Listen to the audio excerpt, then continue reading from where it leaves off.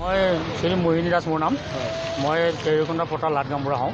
গামবুঢ়া চৰকাৰী গামবুঢ়া। কি ক'ব ইয়াতে 15 নম্বৰ ৰাষ্ট্ৰীয় ঘাইপথৰ ওপৰত পানী বাগৰি আছে? পানী বাগৰিছে হয়। এইবিলাক মানে কি ক'ব, কৃত্ৰিম বানপানী, মানুহে এইবিলাক সৃষ্টি কৰা পানী। আচলতে সকলোৱে মানে ঘৰ বাৰী বনাই লৈছে, পথাৰত পানী যোৱা ৰাস্তা বন্ধ কৰি লৈছে, সৰু সৰু কালভাৰ দিছে, পানীটো টানিব পৰা নাই, যাৰ ফলত মানে 15 নম্বৰ ৰাষ্ট্ৰীয় ঘাইপথৰ ওপৰত পানী হৈ গৈছে।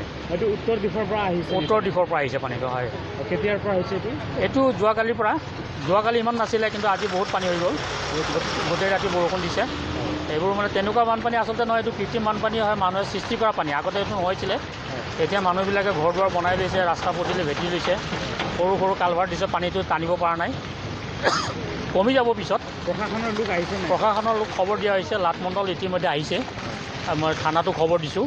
মানুহৰ ঘৰতো পানী সোমাইছে? মানুহৰ ঘৰতো পানী সোমাইছে, হয়। ৰাস্তাৰ ওপৰত উঠিছে, মানুহৰ ঘৰত পানী সোমাইছে। হয়। ৰাষ্ট্ৰীয় পথৰ মানে এইকেইদিন নেৰানেপেৰা বৰষুণ হৈ আছে ন, সেইটো কাৰণে হৈছে পানী। পানীটো এই বৰ্তমান এই পানী হোৱাৰ কাৰণ এইটোৱেই, ইয়াতে এইখিনি গোটেই বন্ধ কৰি দিছে ন, এইফালে দেখা পাইছোঁ, গোটেই বন্ধ কৰি দিয়াৰ কাৰণে বানপানী হৈছে, সেইটোৱে আৰু। উত্তৰ দিশৰ পৰা পানী? উত্তৰ দিশৰ পৰা পূৰা আহি আছে পানী। এতিয়া মানে ৰাষ্ট্ৰীয় ঘাইপথৰ পৰা পানী বাগৰি আছে? পানী বাগৰিছে, হয়। প্ৰশাসনৰ লোক কোনোবা আহিছেনে? নাই, এতিয়ালৈকে অহা নাই, ৰাতিপুৱাৰ পৰা কোনো অহা নাই। কিবা অসুবিধা হৈছে নেকি? অসুবিধা অহা যোৱাত হৈছে, স্কুল ছাত্ৰ ছাত্ৰীৰ কাৰণে অহা যোৱাত অসুবিধা হৈছে।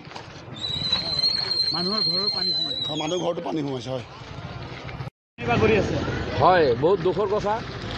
ইয়াৰ চুবুৰীয়া যিসকল গাঁও চববিলাক প্লাবিত হৈছে যোৱা গোটেই ৰাতি পানীত। আৰু এতিয়া মই নিজেও আহি চালোঁ, মানে বহুত ভয়ংকৰ অৱস্থা। ৰাস্তাবিলাক বিভিন্ন ঠাইত গাঁত হৈছে, আৰু দিনটোত যদি গাড়ী যায় তেন্তে এই ৰাস্তাটো ব্লক হৈ যোৱাৰ সম্ভাৱনা আছে। এইটো 15 নম্বৰ ঘাইপথ, ৰাষ্ট্ৰীয় ঘাইপথ। এইটো ইয়াত লাখ লাখ মানে মানুহ সদায় যাত্ৰা কৰে, আৰু হেজাৰ হেজাৰ গাড়ী যায়।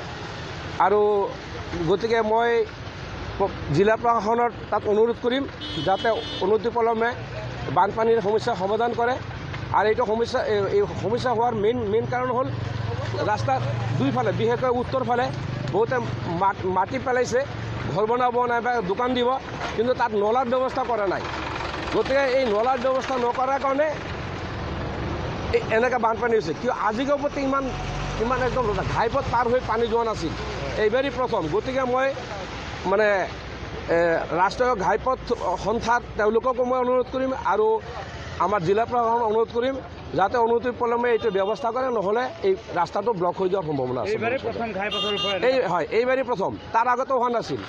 মেইন কাৰণটো মই নিজে পৰ্যবেক্ষণ, মই ইয়াত স্থানীয় ল'ৰা হওক, ইয়াত মই দেখিলোঁ ৰাস্তাৰ বিশেষকৈ উত্তৰ ফালে কিছুমান মানুহে মাটি পেলাইছে, ঘৰ বনাইছে, আৰু তাত যে নলাৰ কোনো ব্যৱস্থা কৰা নাই, যাৰ বাবে এইটো কৃত্ৰিম বানপানীৰ সৃষ্টি হৈছে বুলি মই ভাবোঁ।